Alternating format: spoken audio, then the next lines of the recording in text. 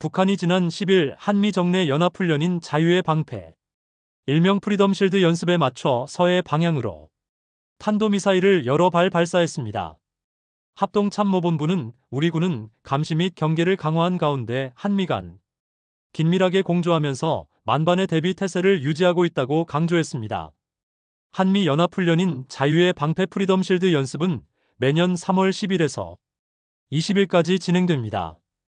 역대 한미 연합훈련이 대부분 3월에 집중되어 항상 봄이 오면 한반도 위기설이 모락모락 피곤했습니다. 프리덤 실드의 직전 명칭은 을지 프리덤 실드 연습이었습니다.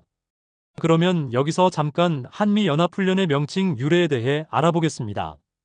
프리덤 실드나 을지 프리덤 실드의 기원은 1954년 유엔사 주관으로 시행하던 포커스 렌즈 군사 연습과 1968년 1.2.1 청와대 기습 사건을 계기로 시작된 정부 차원의 을지 연습을 통합한 을지 포커스 렌즈로 출발합니다. 유사시 우리 군과 정부가 얼마나 빠르게 북한의 공격에 대응하는지가 관건이었죠. 이후 1976년부터 한미 연합 군사훈련은 을지 프리덤 가디언스로 통합합니다. 훈련의 명칭은 고구려의 을지문떡 장군의 이름에서 유래하는데 한미 양국 모두 을지문떡 장군을 많이 존경하는지 현재까지 한미 연합훈련에서 을지라는 명칭이 통용되고 있습니다. 을지 프리덤 가디언스는 세계적인 군사훈련 모델로 평가받지만 문재인 정부 시절이었던 지난 2019년부터 북한의 비핵화를 위해 한미 합동 군사훈련은 중단됐습니다. 이후 코로나 등을 이유로 3년간 중단되다가 2022년 을지 프리덤 실드 UFS로 부활합니다. 그리고 2023년 3월부터 현재까지 한미연합 군사훈련은 프리덤 실드 FS 연습이 됩니다. 또 다른 한미연합훈련에는 독수리 연습이 있었습니다. 모두 을지훈련과 연결된 것이긴 한데요. 한미연합의 대규모 야외기동 군사훈련이었는데 한미연합군이 북한의 남침을 상정해 연습하는 것으로 북한의 특수부대 등 비정규군이 남한 후방 지역에 침투하여 남한을 교란할 경우를 대비한 훈련이었습니다. 참고로 필자는 1995년 10월 미군과 함께 독수리 훈련에 참여했습니다.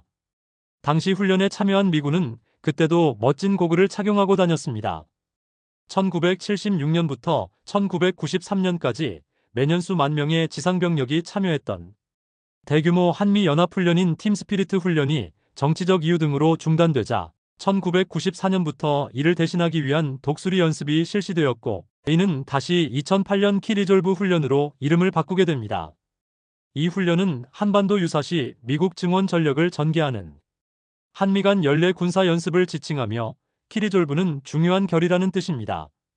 한반도에 전쟁이 발발했을 때 대규모 미 증원군 병력과 장비를 최전방 지역까지 신속하고 안전하게 파견 배치하는 절차를 숙달하는 연합 전시 증원 훈련입니다.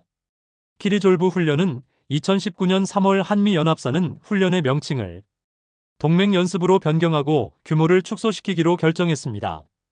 야외 기동훈련의 경우 연중 실시하고 지금은 완전한 지휘소 훈련이 되었습니다. 게임 훈련인 셈이죠. 이 또한 매년 봄에 연례적으로 시행합니다. 이렇게 한미연합훈련은 보통 34월에 집중이 됐는데 그래서 봄이 오면 항상 뉴스에는 위기의 한반도라는 뉴스 제목 많았습니다.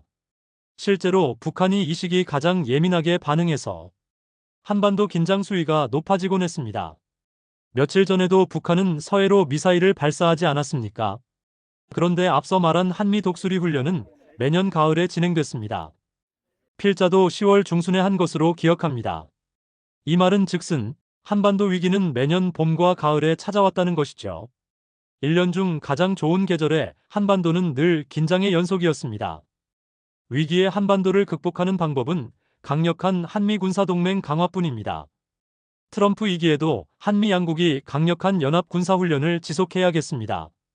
지금까지 이슈밸리였습니다.